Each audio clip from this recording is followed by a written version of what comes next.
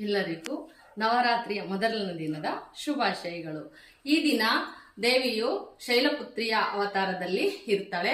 ಅವಳ ಒಂದು ಪ್ರತಿನಿಧಿಸತಕ್ಕಂತ ಬಣ್ಣ ಬಂದು ಬಿಳಿಯ ವಸ್ತ್ರ ಆಗಿರುತ್ತೆ.